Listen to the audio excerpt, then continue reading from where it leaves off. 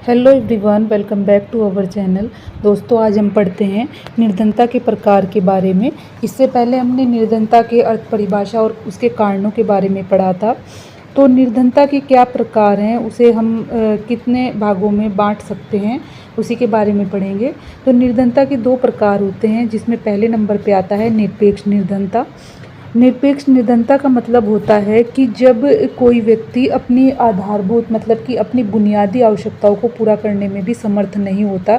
बुनियादी आवश्यकताओं में आती हैं रोटी, कपड़ा और मकान, और जब इन्हें भी पूरा करने में वो सक्षम ना हो, तब उसे निरपेक्ष निर्धनता कहते हैं। हम इसे एक चरम निर्धनता भी कह सकते हैं। क्योंकि ये एक ऐसी स्थिति है जहाँ किसी भी व्यक्ति को किसी पैमाने के हिसाब से निर्धन नहीं बताया जा रहा है, बल्कि उसकी जो बुनियादी आवश्यकताएं वो भी पूरी नहीं हो पा रही हैं, इसलिए वो निर्धन है। तो इसे चरम निर्धनता भी हम कह सकते हैं। सेकंड नंबर पे आता है सापेक्ष निर्धनता। सापेक्ष निर्धनता का मतलब होता है कि जब दो देशों के या दो सोसाइटी के लोगों के बीच तुलना की जाती है, और तुलना के आधार पर उन्हें निर्धन और कम उन्हें निर्धन बताया जाता है। जैसे कि दो कंट्री, जैसे भारत और अमेरिका, या भारत और जापान के बीच हम तुलना करें, तो उसके आधार पर जो हम पैमाना लगाते हैं, हम उसके आधार पर जिसे निर्धन मानते हैं उसे इस श्रेणी में रखते हैं। तो चूँकि हर सोसाइटी का और हर देश का पैमाना अलग होता है निर्धन लोगों को डिवाइड करने का, तो इसी तरह जो भारत में जिन्हें गरीब कहा जाता है, जो भारत में जिन्हें सही श्रेणी में रखा जाता है, उन्हें दूसरा देश अपने पैमानों के अकॉर्डिंग निर्धन लोगों में रख सकता है। वही जो लोग दूसरे कंट्री में एक सही कंडीशन में आते हैं, वो भारत के अकॉर्डिंग एक अच्छे अमीर लोगों में शामिल किए जा सकते हैं। तो हर देश का पैमाना जो होता है वो अलग होता है।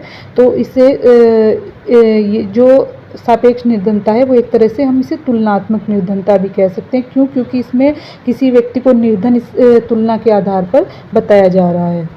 अब पढ़ते हैं निर्धनता का सामाजिक प्रभाव, यानी जो गरीबी है वो समाज को कैसे प्रभावित करती है। उसमें पहले नंबर पे आता है अपराधों में वृद्धि। कि जब कोई किसी का बैकग्राउंड गरीबी वाला होता है, तो जो उसके फैमिली के लोग होते हैं, तो वो एक तरह से अपराध की तरफ बढ़ने लगते हैं।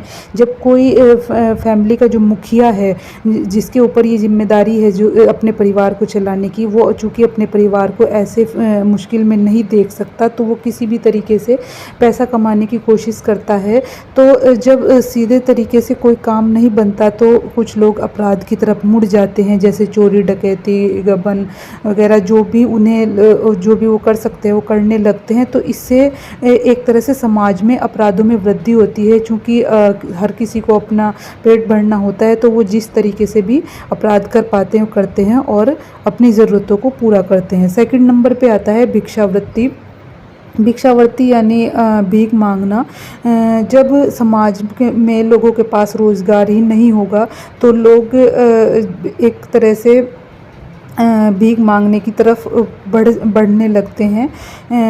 भिक्षावृत्ति में क्या होता है कि जब निर्धनता एक तरह से व्यक्ति को मजबूर करती है कुछ भी काम करने के लिए, तो उसमें जो भिक्षुक लोग होते हैं, मतलब जो भिखारी लोग होते हैं, कई बार क्या होता है कि कोई अपने पहले से फैमिली से ही मांग रहा होता है, तो उनकी जो हेल्थ की जो कंडीशन होती है वो काम करने लायक भी नहीं होती। चूँकि जब शारीरिक ताकत कम होगी, तो वो काम करने में भी एबल नहीं होंगे। तो ये सब चीज़ें भी बढ़ावा देती हैं कि वो भीख मांगने की तरफ बढ़े। थर्ड नंबर पे आता है चरित्र का पतन। निर्धनता से एक तरह से चरित्र का पतन होता है, यानी चरित्र का पतन का मतलब है कि गलत रास्तों की तरफ मुड़ जाना। जब कोई भी व्यक्ति अपने घर की ज़रूरतों को पूरा नहीं कर पाता, तो अक्सर ये देखा गया है कि उस घर की जो औरतें हैं, या कोई भी मतलब जो मेंबर हैं घर के, वो गलत रास्तों की तरफ मुड़ जाते हैं, जो कि उनके चरित्र का पतन करता है। मतलब कि किसी ऐसे रास्ते पर चल देना पैसे के लिए जो कि उनके चरित्र को दूषित कर देता है। फोर्थ नंबर पे आता है शारीरिक प्रभाव। शारीरिक प्रभाव का मतलब होता है कि जब कोई फैमिली से गरीब होगा या उसकी ज़रूरतें पूरी नहीं होगी तो उसका शरीर एक तरह से कुपोषण का शिकार हो जाएगा। जब आपकी जो दैनिक ज़रूरतें हैं, जो आपकी बुनियादी ज़रूरतें जब वो पूरी नहीं होगी, शरीर को खाना नहीं मिलेगा, तो इससे व्यक्ति कुपोषण का शिकार हो जाएगा। और जब कुपोषण का शिकार होगा तो वो एबल ही नहीं होगा कि वो ठीक से अपना काम कर सके। 5th नंबर पे आता है मानसिक प्रभाव। मानसिक प्रभाव का मतलब होता है कि जब आपका शरीर ही सही नहीं होगा तो आपकी मेंटल कंडीशन कैसे सही हो सकती है। जब कोई व्यक्ति जैसे कहते हैं कि स्वस्थ शरीर में ही स्वस्थ मन का वास होता है। तो जब कोई व्यक्ति की शारीरिक रूप से ही मजबूत नहीं होगा तो उसकी जो मेंटल कंडीशन होगी वो भी बेहतर नहीं होगी।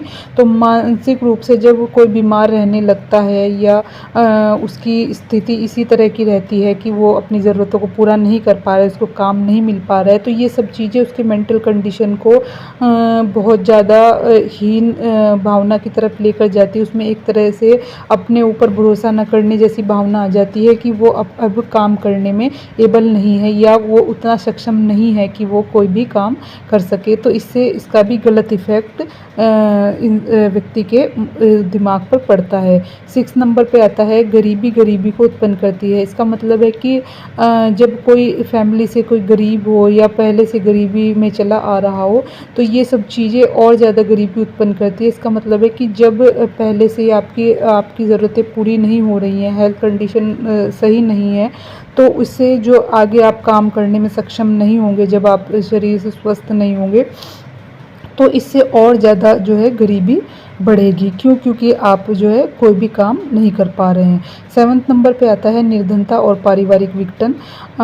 जो गरीबी है वो एक तरह से परिवार का विघटन करती है। क्योंकि जब फैमिली के सभी लोग कमाना शुरू करेंगे, बच्चे बड़े सब, पेरेंट्स से लेकर बच्चे सब जब कमाएंगे तो उससे क्या होगा कि एक तरह से जो पेरेंट्स का जो कंट्रोल होता है अपने बच्चों के ऊपर या उन्हें बांधे रखने का या उन्हें सही गलत बताने का, वो एक तरह से हट जाएगा। क्योंकि बच्चे जब बाहर निकलेंगे तो एक तरह से वो आज़ाद हो जाएंगे और वो अपने पेरेंट्स की बात नहीं सुनेंगे। तो इससे भी एक तरह से परिवार विघटित हो जाता है। क्योंकि जब बच्चे काम करते हैं तो वो अलग अलग माहौल में जाते हैं, तो इससे एक तरह से वो अपनी फैमिली से दूर हटने लगते हैं या अपने पेरेंट्स को भी उतनी इज्जत नहीं देते जितनी देनी चाहिए। तो इससे भी एक परिवार जो है विघटन की तरफ बढ़ता है।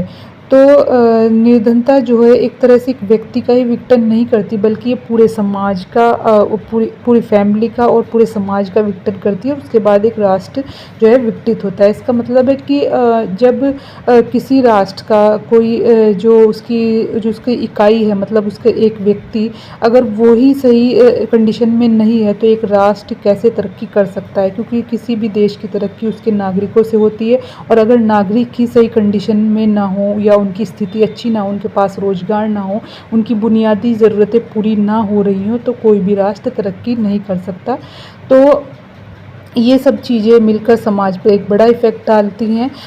तो निर्धनता एक तरह से देश, समाज सभी को पूरी तरीके से प्रभावित करती है। तो ये थे निर्धनता के प्रकार और सामाजिक प्रभाव। आई होप आपको समझ आ गए होंगे। Thank you so much for watching my video.